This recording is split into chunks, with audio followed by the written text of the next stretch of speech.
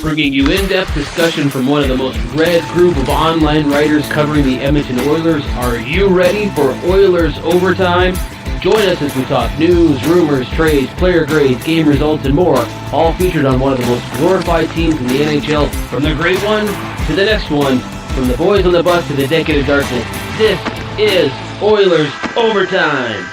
Hey there, everybody. Welcome back to another edition of Oilers Overtime, brought to you by the Hockey Writers. My name is Jim Parsons. I'm here with thehockeywriters.com. As always, we've got a handful of folks with us that cover the Oilers. He was here last week for his first show. He's back again. I guess he wasn't sick of us, and we didn't mute him because he's half of a Toronto Maple Leafs fan. But Julian Mongillo's here with us. Julian, how you doing? I'm good, boys. Thanks for having me back. I don't know about you guys, but I smell some playoff hockey in the air, so excited to get it started. Yeah, we're going to cover that for sure. And of course, we got Brian Swane with us as well. Brian, how are you? Very good, very good. Good to be with the Jim, and good to have Julian back too. We didn't. His first game went well, so we brought him back. He's not back in the press box like a certain Evan Bouchard. Health bomb. We didn't scare him off or demote him or send him to the minors or anything like that. You know, traded him for future considerations. That might happen sometime down the road. We haven't done it yet. But anyway, I mean, Brian, you sort of brought it up, and Julian's kind of alluded to it indirectly with the playoffs. It was a big game all the way around. There was lots going on. It happened this week. We've been talking about it for weeks and weeks and weeks leading up to it. And I think almost all of us thought he would get close until last week when we all figured he'd get there, and he did. And now the question will be, can he get to 105? Can he get to 110? Connor McDavid's got 100 points on the season. Brian, I'll start with you. What's your first reaction to the fact that he got it? What it means for his season? Just how cool is it that Connor McDavid was able to pull this off? Yeah, it was pretty surreal watching this unfold last week, game by game by game, as we just got closer and closer. When it got to that final game, when you're getting 4 points in the final game to get it, you almost had the feeling like if he'd gone into that game needing 5 points, he'd have gotten 5. If he needed 6, he'd have gotten 6. It was just like he was on a mission, and it was going to happen. And I've never really experienced anything like that watching hockey before. Just like this feeling of certainly not with the Oilers anyway. This feeling of inevitability that, it's going to happen. And as for what it means historically, I mean, I've been crunching some numbers the last couple of days, just obviously with the shortened season. We have to find different ways to kind of contextualize this, and of course in a different era too. But I mean, his points per game averages, I believe it's crept up into the top 20 of all time now. It's pretty much the highest that didn't occur in either the 80s or the 70s. Anyway, you could break this down anyway. And the one stat I have that's actually my favorite, and I'll throw this out there, and I'd like to get your guys' opinion on what this means for about McDavid, but also the rest of the team. He's been in on 57.3% of the Oilers' goals so far. That's tied for Mario Lemieux, who had the all-time record in 88-89. So if the Oilers get, say, 6 goals in their next 2 games and he's in on 4 of them, he sets the all-time record. And, it's which is just remarkable. But when you sort of step back, too, it's interesting to consider where that places this season and also what it says about this team. Julian, you want to take that one first? You want me to take a first crack at it? You could take that one first. I don't know that I'm terribly concerned about it. I understand that some people are going to say, oh, man, without McDavid, what do you guys, things like that. But you're basing your offense around the best player in the world. I mean, that's just the way that it should work. That is the way that it does work. That's the way it would work on other teams. If Connor McDavid was on another team, it's the way it works with, Colorado and Nathan McKinnon, worked with Sidney Crosby. Like, maybe the numbers weren't quite as high, but that's the plan. That's the idea, right? You've got the best player in the world. You want your offense to work around him. And when you've got Draisaitl and you've got Nurse and you've got all those guys on the same line and usually contributing in the same handful of points or in the same conversation, it's just expected, right? Like, I'm not shocked to hear it, to know that he could pass and be the highest in that category of all time is interesting. I don't know that it's a stat you necessarily want to write home about, but I don't know that it's as bad as people would make it out to be. I'm not concerned about it. I think it's just shows you how good he is, right? That he's just, you talked about it leading into the season and how he was going to get it against Vancouver and how he needed the 4 to do it. This is a guy that just wants to be in on it all. These guys want to play, they want to produce, and they expect themselves to do so. So it doesn't shock me that he's in that conversation or he's in that area. I think if as time goes by next year, the season after, when you've got what you hope is a very well-rounded team and some of these young guys are coming into form and they're, complimenting him, that it's not like that. But right now he's the kind of be all end all, the Draisaitl, him and a couple other pieces, and that's the team really. So should we really be shocked? I'm not that shocked. Julian, what about you? Yeah, it's just like any other sport. Like you look to like Michael Jordan, Kobe Bryant, like all those guys. It's you want the last play in the best person's hands, right? Like they ride those guys till the end, right? So you want Michael Jordan taking that final shot. You want the puck on Connor McDavid's stick. So I think at the end of the day, like you said, you put the puck on the best player's stick, and you want them to go do it every night and take over a game. Like if you're going to lose a game, you want to lose it with your best players on the ice, right? So you might as well ride them out there as much as you can and see what you can get from them, right? So and I think that moving into the playoffs, that's the mentality is see how far they can take you, right? Like you know that maybe they're not as built, like you said, or well-rounded and deep of a team, but I mean, when you have those two guys, anything's possible. So you give it to them and see what they can do with it, right? Brian, you brought it up. Do you worry about it? I think the fact that he's been in on 57.3% and he's also playing with the second highest scoring player in the league, that says it a lot right there too. It's not. I think it does. I think we all know this team does eventually need to add some more scoring depth. But to me, this is more indicative of McDavid's brilliance than anything else. I mean, okay, if your team scores 9 goals and you're in on 5 of them, you've got 55%. If your team scores 7 goals and you're in on 3 of them, you're at 40-some%. The reason you scored those 5 instead of 3 is because you have that guy who's propelled you to score those 2 extra goals, right? That's where I look at it, is that McDavid is producing at such an amazing clip that it's this. I think this is one of the stats that you can really use when you place this amongst one of the greatest offensive output seasons of all time. And Mario Lemieux, that was right when he was on just 2 years away from his first Stanley Cup too, by the way. Those Penguins teams were no slouches. They had some young guys coming up on that team too. So I look at it as all the positive. That said, could this team use another 20-goal scorer? Of course. Who couldn't? Yeah, not like anybody's going to complain having another 20-goal guy on your team. Julian, I don't know if I directly asked you about the 100 points. Were you surprised that he was able to do it against Vancouver? I mean, we kind of figured going into that series, most of us talked all the way leading up to this. This was going to take maybe all the way to the end of the season, the final game, last couple games. Do you play him? Do you not play him? Do you rush it? If he doesn't quite get there, do you risk injury? Blah, blah. We're not even talking about that. He did it against Vancouver in 3 games. Like, did that shock you? No, at this point, it doesn't shock me anymore. Like it's ridiculous what he can do. We already talked about it before. It's almost like you're beating a dead horse here. Like, you have to talk about him because of how good he is, but you almost feel like you're talking about him too much because that's always the storyline, right? But I mean, when someone's doing what he's doing, you can't really ignore it. And it doesn't surprise me if the fashion he did it and took him 2 periods to do it. I think he has, like, in the last 15 games played, he's got like 38 points. I think that's more than all leading scorers of like 5 different NHL teams. So, that's just, it's crazy what he can do. And like, I'm curious, like what we were talking about, I don't know if Brian, maybe you can dive into it, but like, I'm wondering how far off is he from the percentage of points per game from other teams' star players, let's say, because his point output is so high, right? Maybe that's why he factors in on so many of the plays, right? You know what I mean? So maybe it's a boosted number because where you're looking at other teams, like let's say Matthews, he's got 40 goals too, right? So I'm sure he's been on his fair share, or Marner with 50 assists or something like that around there. So maybe just because we don't see it as much because that's always the storyline of McDavid, and maybe what he's doing is definitely world class, but maybe it's not far off of everybody else putting the puck in their best players' hands and making those points up. We just don't see it as much because of how good McDavid is. Well, I can tell you right now, Brian, if you don't know the answer to that, I just looked it up real quick. So Connor McDavid's at 1.89 points per game. Leon Draisaitl's second with 1.5. Then it goes down to Artemi Panarin at 1.38, 1.35 for Nathan McKinnon, 1.3. So it does take a little bit of a dip. He's clearly it's by far and away way higher than the others. But I mean, there's certainly something to be said for all these guys at the top of that list. They're all stars on their team, right? Yeah. The top 10 guys are McDavid, Draisaitl, Panarin, McKinnon, Marchand, Matthews, Marner, Rantanen, and Patrick Kane, and Alexander Barkov. Like, it's the best guys on all those teams, right? Yeah. So it shouldn't shock us. No.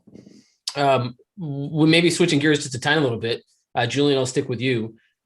Would you, and we've talked about it before, we brought it up a little bit, now that he's got his 100 points, and I heard Louis DeBrusque say this on one of the broadcasts, is that guys like McDavid and Draisaitl, they want to play a lot. And if you don't play them a lot, it kind of throws them off their rhythm. They're better when they play a lot.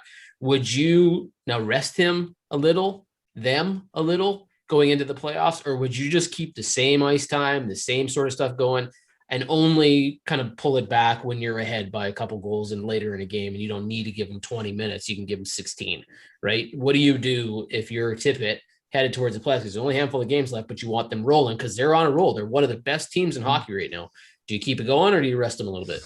Yeah, I think I would stick to what I said last episode, and just say, like, you gotta just let them do them, kind of. So, if they want to play, let them play. I think more of the resting thing would come and factor in more at, like, let's say practices or off days. Maybe they don't come to the rink for a practice and take a day off there and then play the game. Like they played Montreal. I think they played Montreal one more time, right? I believe they're tonight. They play tonight. They play tomorrow. Yeah, well, yeah. As people are watching this, yes, okay, it'll be tonight. So tonight, yeah. So, I would like to see them size up against Montreal again too, because they're going to be a playoff caliber team, and it's not a team that's not out of the playoffs right now, and they have struggled with them a bit. So I'd like to see them, keep it going, and hopefully, they can keep it going as best as they can. But with them, I think you just give it up to them and maybe dial their minutes back when they're up, like you said, because you want those guys rolling hot when they hit the playoffs, right? So to rest them, like you said, it'll throw the rhythm off. I think as a player, you want to be in those games. You want to help your team, and you want them going as hard as they can almost every night, right? So. Okay, Brian, I'll ask you an interesting question based on something that Julian said. He had mentioned that if you maybe were going to rest them, maybe you do it in practice. One of the things that I've heard consistently throughout the season, and especially lately, is just the leadership that guys like McDavid, Draisaitl, Nurse provide in terms of their work ethic. Like, just how hard they train, how hard they practice, how hard they go. Does that, if that's the case, and they are trying to lead this team into the playoffs, and they had a bad playing round last season against Chicago, they had a great regular season and they crapped the bed. Do you want to risk setting the example that these guys can have practice off? These guys, I don't even know that McDavid, Draisaitl, and Nurse would want to have practice off. I think they're thinking, you know what, we've set the example so far. They're following us based on how hard we're working. And if we don't do this, it's not the best example. What do you think? Would you be at all concerned with that if they said, you know what, yeah, because the guys would understand, right? If they took a practice off here or there because they play like crazy, but would they even want to take one off? Yeah, I'll put my coach's hat on here, and I wouldn't change a thing. I would not change a thing, and because you're exactly right. I think the reason that they've got themselves here, and it's been evident through the way that they've gone about this season. It's shown in their play, the way they've conducted themselves, they've approached games, the way they've bounced back from tough losses, et cetera, that this team has been all business this year, and the work ethic has a lot to do with that. And I don't want to mess with that at all. I think you can just tell, just even in, we only get a bit of a sense listening to these guys when they do their post-game interviews or press conferences, but you can tell they're dialed in. They still remember what happened in the bubble last year, and they want to atone for that. And they think they're capable of a lot more. I think we know they're capable of a lot more. So I don't change a thing. And if it ends up that somebody ends up, getting injured in that last game when maybe they should have been sitting, or they get a little bit too tired because they've been over practiced, I'll live with that. I don't take these guys out of the routine. I let them do what they want to do. It's part of the culture. That's the big word right there. The culture of this team now. And that's what's been missing from this team for, X number of years, if not decades.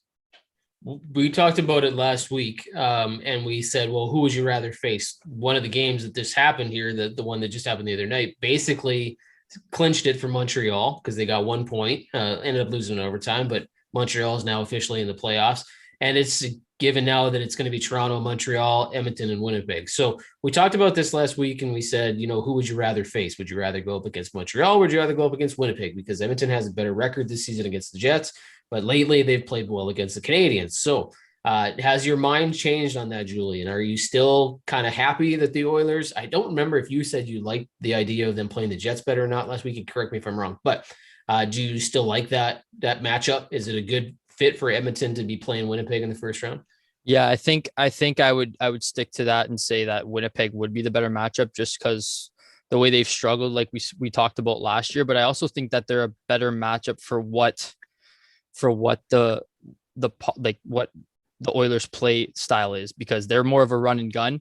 And if you can play run and gun, like I on paper, I don't think that the Winnipeg Jets defense is as scary or big and nasty as the Montreal's defense. So I think they can fit more to a running gun style with Winnipeg because they're both forward heavy. Whereas, Montreal plays a little bit of a tougher, grittier game. And I think that the matchup is just better based on that. So I think the X factor in a series like this would come down to how good the goaltenders might be able to play. So if Mike Smith can keep rolling hot, and if Hellebuyck can't solve his playoff struggles that he's had in the past, and I think it could come down to something as small as that. I do think that if the Winnipeg Jets do get Ehlers back, I think that will be a big boost. And they are a deeper team throughout the whole lineup. They have pretty good depth, especially with Ehlers back in there. And that could also play a big factor, I think, is the bottom six, and what they can contribute throughout the series. So I was kind of thinking about what it would take for maybe to get a guy like Kyle Turris back into the lineup in a playoff series, just because I know he hasn't played in a while. And I think I would almost give him a chance to see how far off he is from being in game shape in these next two games that they have remaining. I think it would be a good idea for them to see what they have from him, because if you got a guy like Devin Shore in the bottom six right now, why couldn't a guy like Kyle Turris, who's had that experience playing in Stanley Cup finals or playing in the playoffs, put him in the lineup and see what he can give you, even if it is on a fourth line role. I know he struggled earlier in the year, but I think that's something that I would kind of see what he can give you. So that if you had to make some tweaks and lineup changes to get some fresh legs in the lineup, that he could be one of those guys. I liked your point for sure about the fact that these two teams are built very similarly together. I'm not with you on the Kyle Turris thing. I'll take things one at a time here, but that's totally okay. We're allowed to disagree every once in a while. It makes for better video. I think the Winnipeg and the Edmonton Oilers may be the two closest teams in maybe any division that are built very similarly to each other. They're very forward heavy. They've got a smaller but more skilled defense. The goaltending should be a positive for Winnipeg. Has not been this season, right? Mike Smith has been better than Connor Hellebuyck in every possible facet this season, right? It shouldn't have been that way because nobody figured Mike Smith would do much of anything coming in this season. Everybody figured Hellebuyck would be the thing that got Winnipeg there. It hasn't worked out that way. So on paper, in all of those categories, Edmonton probably outperforms Winnipeg so far. Mm-hmm. Even in the depth, I'm kind of leaning Edmonton's way. I agree with you. On paper, Winnipeg's got a much deeper team in their bottom six, but I kind of like Edmonton's bottom six right now. I like what Kara's bringing. I like James Neal down there. I like Alex Chason down there. I like, there's just a lot of things to like, right? And they have some pieces you can move around. With Kyle Turris, I like the idea of being able to put a guy with playoff experience in there. I just think he's had a chance and he didn't prove it.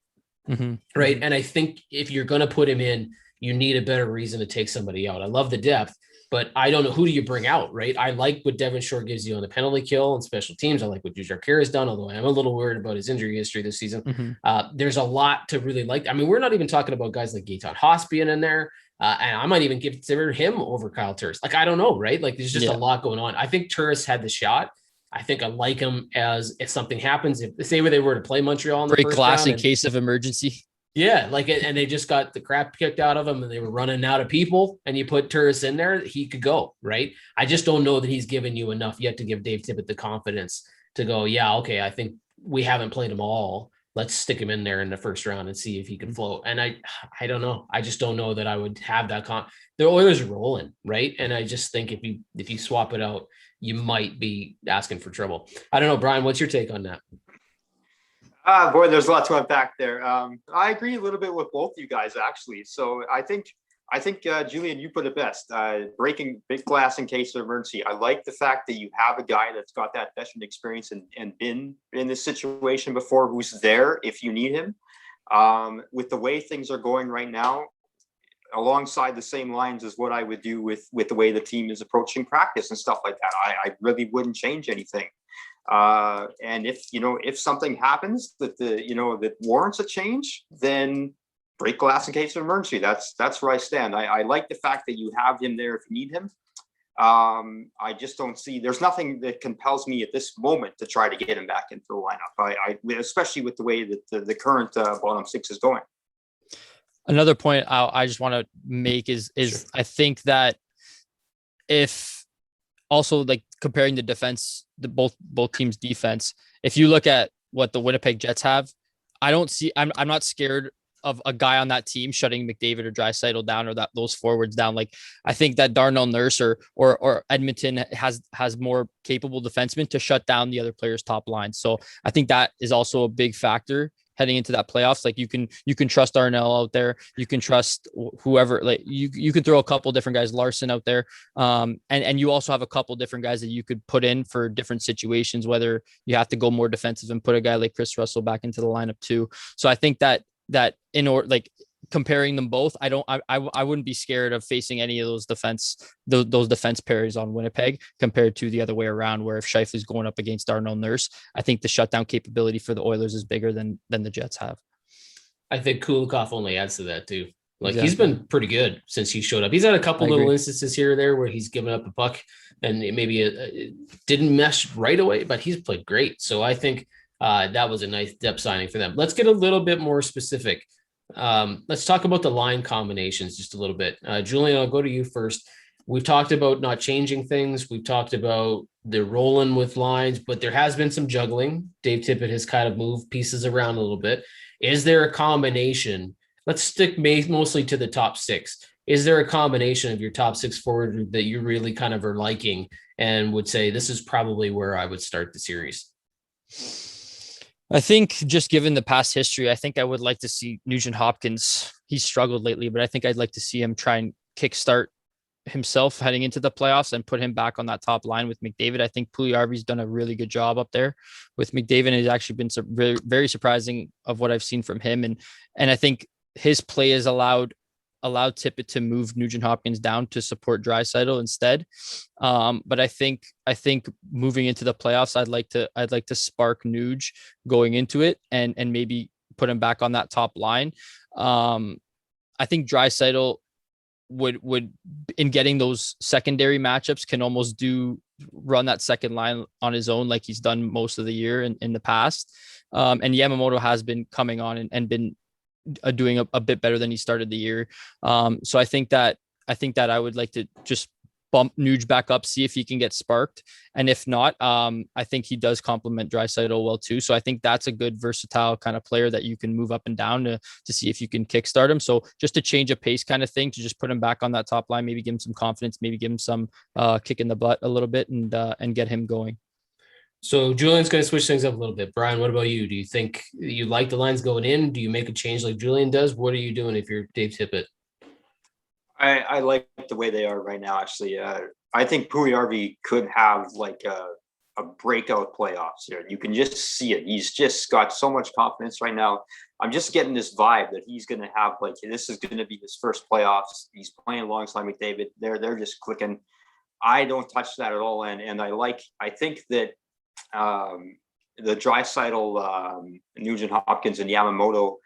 Yes, Yamamoto's had a tough season, but I think he's been getting better. Hopefully, we're going to see that start to bear itself out on the score sheet. But I look at what they did over the last 2.5 months of last season. I look the way they're playing right now. I like that unit together. They're obviously very comfortable with each other.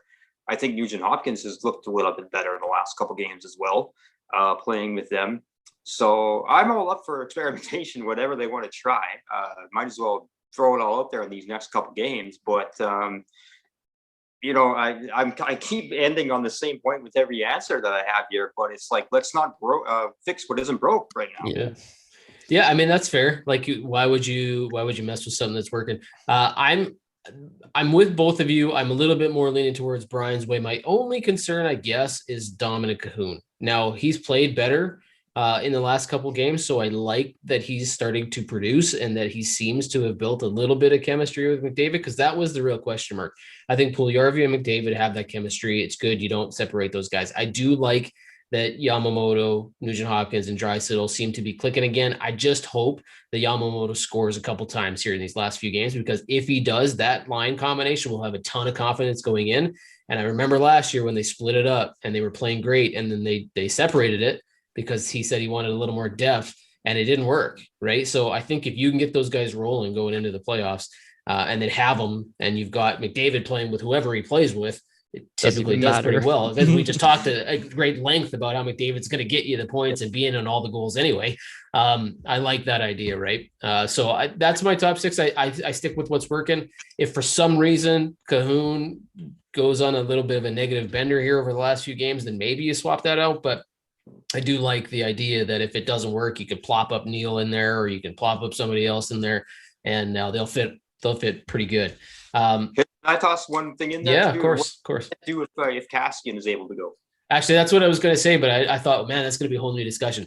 He would be maybe the one guy that in that bottom six I might consider slotting in there, but it might be situationally. Like it might be depending on how the series unfolds. Like if you get in there with Winnipeg and it's a run and gun game and it's not all that physical, I don't know that I put him in there. Mm-hmm. But I think the second that maybe Winnipeg tries to beat you up and there's not the response you want out of the Oilers, you definitely get Kassian in there. But I also don't know exactly where he's at. Like, I'm not sure how healthy he is or how healthy he isn't, right? Because if he was good to go, I think they'd be playing him right now. I would assume, yeah. I also think that, like, I haven't been, overly impressed with Cahoon. I haven't, I don't think that I think there's a big upgrade. And I'm sure you guys agree that there's a big upgrade needed on that spot. And I don't know if you guys would agree with this, but maybe if it needed to come to it, maybe moving James Neal up and down there, just because, what you can get from him kind of thing, more of a consistent NHLer than Cahoon is. Cahoon could be a little streaky. So I think that's also another little tweak that could be made. I have like Neal's game in the last couple games. Like he's a shooter's mentality, right? Like he's absolutely going to put it on net every opportunity he gets. All right, let's touch base with one totally different topic. Headed into closing the show here. We talked about consistency. We talked about staying focused. We talked about how the Oilers need to kind of keep on track with what they're doing. We've heard that Adam Larsson is very close to potentially re-signing with the Edmonton Oilers. Elliot Friedman has reported that it's looking like a 4-year deal. But in the same breath, he also said there's nothing happening until the end of the season. Ken Holland and Adam Larsson have said they're not going to be doing anything until the season ends, which I think is smart. There's no reason to focus on this for this exact moment. In fact, I think they'll probably come to some sort of agreement, handshake this thing, and then not do anything until after the expansion draft. That's my thought on it. But my question for you guys is this. If the 4 years is accurate, is it too much? Is that too long a term? Because I think we talked a lot about Adam Larsson, and Julian, you weren't here for some of these conversations, but and maybe I'll start with you because we haven't had your opinion on this yet. Is 4 years, because we all were in agreement that Adam Larsson probably deserved an extension. He should be looked at here. But I think some of us were like 2 years, maybe 3 years. 4 years seems like maybe a little bit much. Where do you sit on that? I think he's been really good for them. I think he gives them an element of their of play that they don't have in their lineup up and down. Darnell Nurse is probably the closest thing to it, but I think just the leadership, he's a quiet leader, he just goes about his business just like a real pro. So I think that also has a lot to do with it. As for the 4 years, I think it would all depend on the number for me. Looking at the term, I think that he'd be 32 when it would be over, I believe, because he's 28 now. So I don't think it's that terrible of a term. If they can get him on a fair number, I don't think I think I would be surprised if he came in under what his AAV is now. I think he's earned enough where some other team would give him more than that. I know some people might have other opinions and think that he might take less or maybe more like a deal like Ryan Lindgren got with the Rangers, because he kind of plays that same style. But I think that he's been here long enough that, he might be able to just keep contributing. And I think that even if he is 32 and for 4 years, I don't think I would hate that as much. What about you, Brian? Where do you sit on the idea of a 4-year contract for a guy that's going to be 33, but has started to play some really, really good hockey this last season? Yeah, I didn't catch. Has it been rumored how much it would be? No, there hasn't been any talk. He's making 4.16 right now. I would assume, and I'll get into it when I go on this topic, that I think that 4th year is going to bring that number down. Right. But I don't know what the rumored number would be.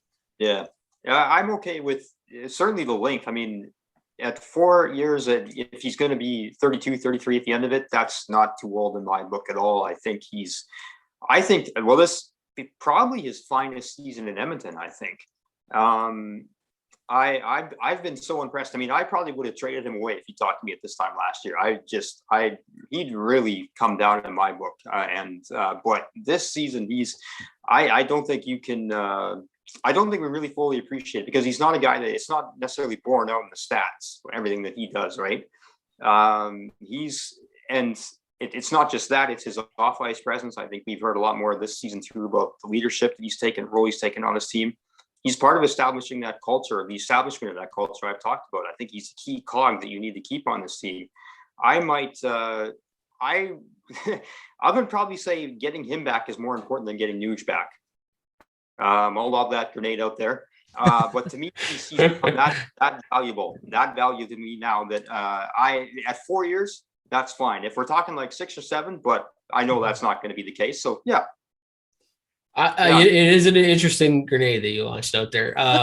I would say it's fair, I guess. I mean, you can make the similar arguments between Larsson and Nugent Hopkins in that they both bring an element that you would have to try to find and is not so easy to find in the NHL. Whereas, like, if you let Tyson Barrie go, I do like Tyson Barrie, and I think for the right number, you keep him, but you have guys working their way into the system who can do the job that Tyson Barrie's. So he might be a little bit easier to replace. But what I like about the 4-year deal with Art, and cheap plug, I did an article on Hockey Writers today about this, and I said it's either 1 year for Larsson or 4 years for Larsson. And I think the reason being, if it's 1 year, his contract ends before Nurse and Bear need to be paid again. And if it's 4 years, you're doing it because you want to get that AAV down. And the reason that you need to get that AAV down is because you got Nurse, Bear, Bouchard, all these guys that are going to need to get paid, and Larsson's still going to be on your payroll when you do it.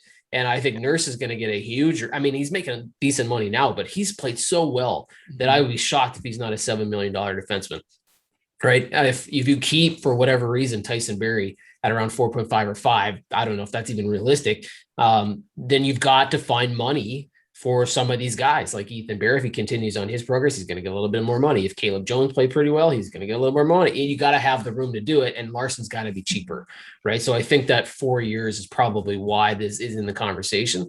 As for what he brings you, it's very interesting, Brian, that you mentioned like the stat. He's leading the league in block shots.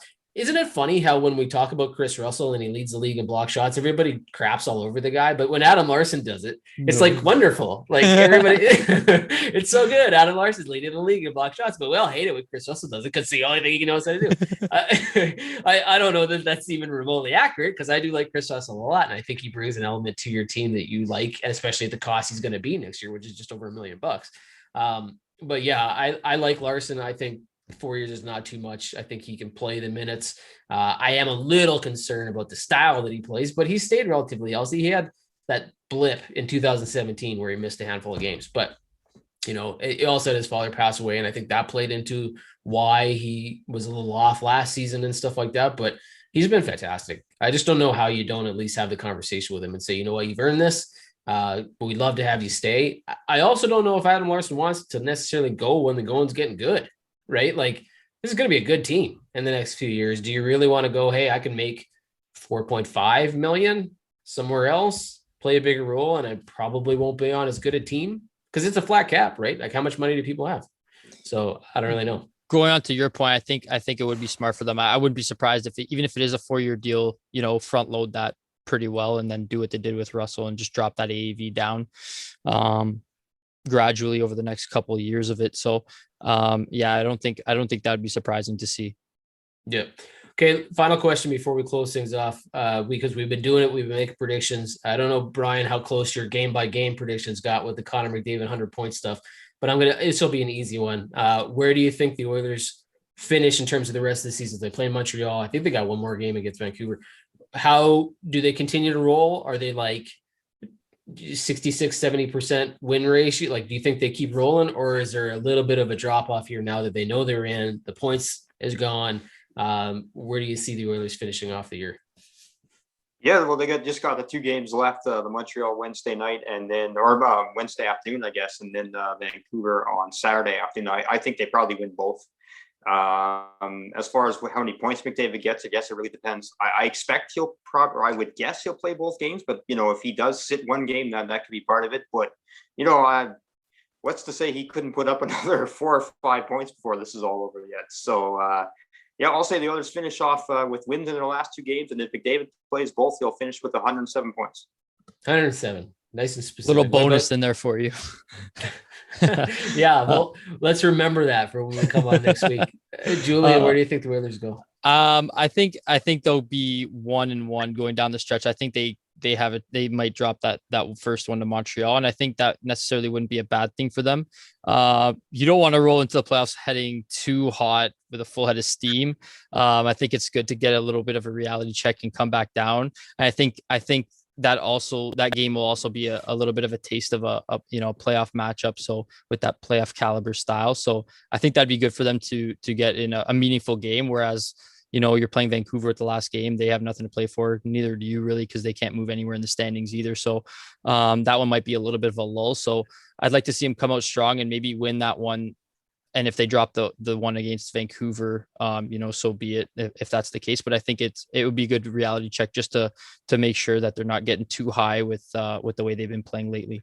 Yeah, I don't see them losing either, like both games. I think they go at least 1 for 2. What I'm going to be watching for are some of the little things, like don't get scored on in the first 30 seconds of the game, right? Don't put Koskinen in there and have him, let in 2-3 really weak ones. Like, I think if you can have those little victories in those last couple of games and shore up the things that we've noticed in the last little bit that have been a slight problem for the Oilers, that's the key, is to go into the playoffs knowing that, okay, maybe we haven't figured out everything, but this was an issue for us the last few games. It's not an issue right now.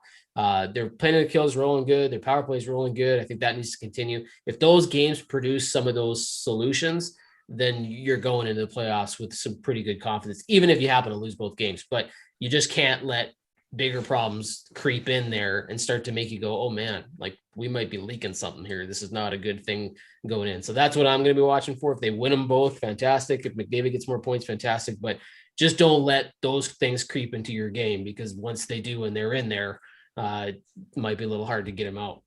Jim, how are you going to wait until we're out of time to bring up Koskinen?